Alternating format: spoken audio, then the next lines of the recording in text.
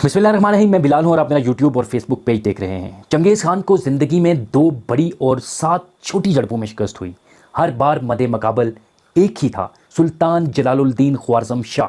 चंगेज़ खान ने सिर्फ एक ही शख्स को बहादुरी पर खराज तहसीन पेश किया था, वो जलालुद्दीन ख्वारज़म शाह था। नूरुद्दीन कोरलाख ने दुरुस्त कहा था कि सुल्तान जलालुद्दीन मुस्लिम दुनिया का फिदिया था। ये ना होता तो चंगेज़ खान के हाथों मुस्लिम दुनिया की तबाही की दास्तान ज़्यादा तवील होती। इसका बाप चंगेज़ से मुकाबले के लिए इसका मशूरा मान लेता तो शायद दुनिया की तारीख मुख्तलिफ होती। इसके अपने ही भाई साजिशें करके तख्त पर काबिज़ ना होते तो शायद फिर भी तारीख की करवट कुछ और होती। कैसा इंसान था, तख्त भाइयों के पास छोड़कर जंगल को निकल गया कि सल्तनत किसी और आजमाइश में ना पड़ जाए। शिकस्त की राख से इसने परचम उठाया, कभी 1000 कभी 5000, जितने जंगजू मिलते वो उनके साथ चंगेज़ खान के लिए चैलेंज बना रहा। यहाँ तक कि वो वक्त आया जब उसके पास एक लश्कर जरार था। उसने चंगेज़ खान को लिखा, तुम मेरे लिए जंगल जंगल छान रहे हो, मैं इस वक्त यहाँ बैठा हूँ, तुम आओगे या मैं आऊँ। मेजर रियूटी ने लिखा है, ये खलीलुर रहमान कंबर ने नहीं लिखा।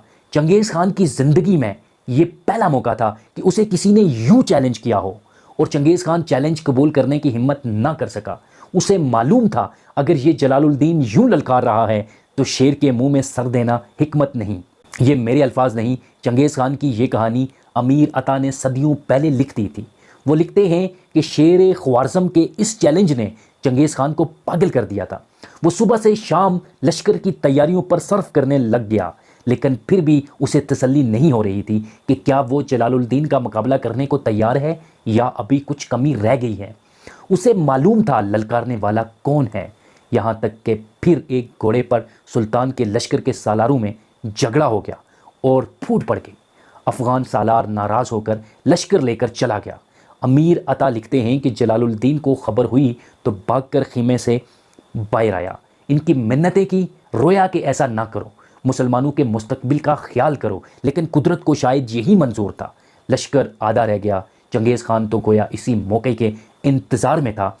आखिरी बड़ी लड़ाई दरियाए सिंध के किनारे हुई, जब साजिशों और दाखिली झगड़ों से निढाल सुल्तान जलालुद्दीन 30,000 पनागज़ीनों, 3,000 घुड़सवारों और 500 के करीब मुहाफ़िज़ों के साथ हिंदुस्तान जा रहा था कि चंगेज़ खान 2 लाख के लश्कर के साथ आन पहुंचा।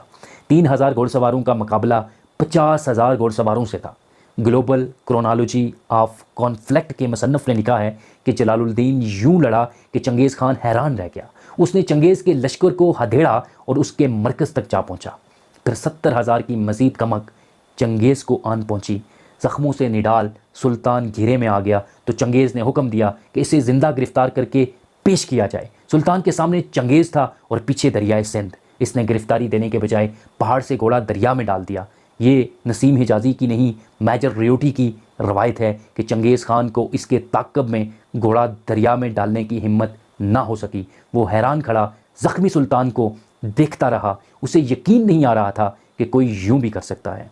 फिर उसने अपनी फ़ौज के सालारों को बुलाकर कहा, इस शख्स को देखो, इसकी माँ को इस पर फ़ख्र होना चाहिए। दोस्तों, हमारी वीडियो आपको कैसी लगी कमेंट सेक्शन में अपनी राय का इज़हार भी कर दिया करें। मिलेंगे इसी तरह की इंटरेस्टिंग वीडियो के साथ, लेकिन इससे पहले आपने लाल घंटे को ज़रूर दबा लेना है, बिल्कुल फ्री। सब्सक्राइब।